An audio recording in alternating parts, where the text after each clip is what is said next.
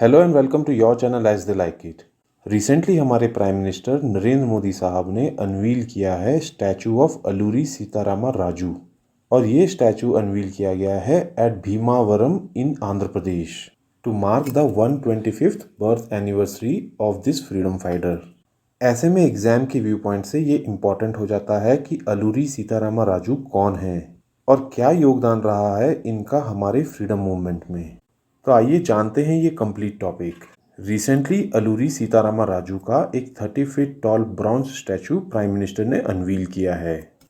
Union culture minister ने भी कहा है कि देश की 75th ईयर ऑफ इंडिपेंडेंस एक मौका देता है for celebrating the unsung heroes of the country.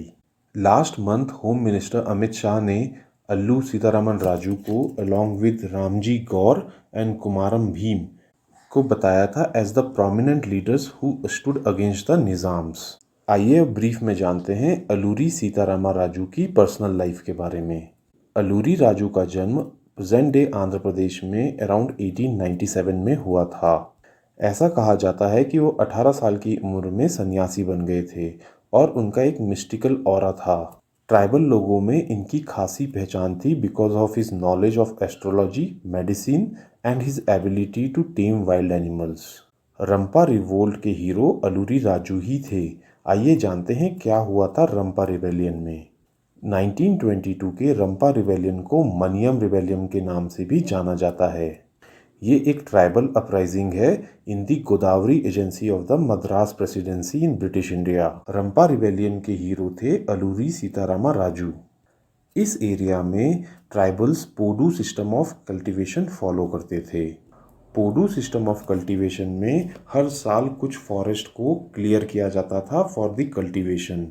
ये फॉरेस्ट इन ट्राइबल्स की लाइफलाइन थे, लेकिन ब्रिटिशर्स इन फॉरेस्ट से ट्राइबल्स को इविक्ट करना चाहते थे ताकि वो इस फॉरेस्ट की वुड को इस्तेमाल कर सकें for building their railways and ships. और इसी व्यू से ब्रिटिशर्स लेकर आए मद्रास फॉरेस्ट एक्ट ऑफ 1882।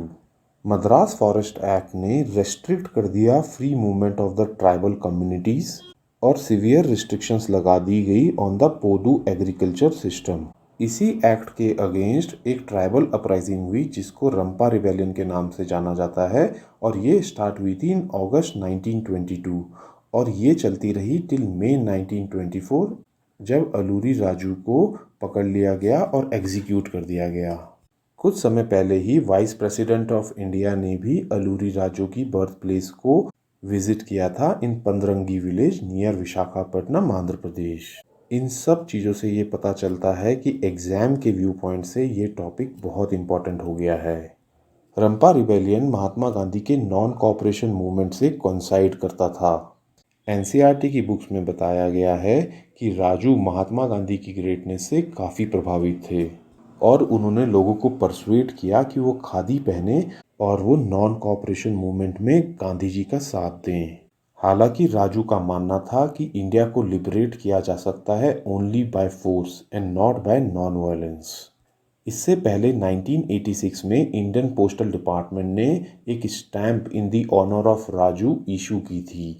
1974 में एक तेलुगु फिल्म अलूरी सीतारामा राजू भी इन्हीं के ऊपर बनाई गई थी, और रिसेंटली एसएस राजामौली की RRR मूवी में भी अलूरी रामा राजू के ही रोल को पोर्ट्रे किया गया है।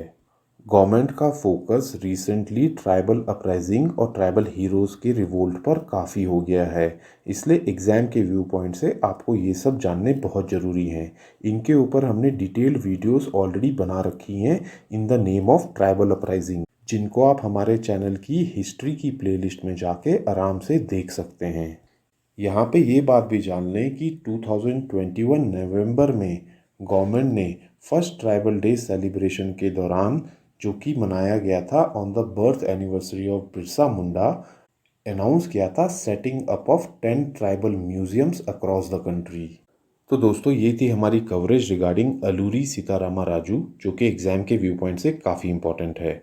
अगर ये वीडियो आपको पसंद आई हो तो हमारे चैनल को लाइक एंड सब्सक्राइब करें। साथ ही इंस्टाग्राम और टेलीग्राम से जुड़ें, जहाँ की हम फ्री PDF और फ्री क्वेश्चन बैंक देते हैं। Thank you.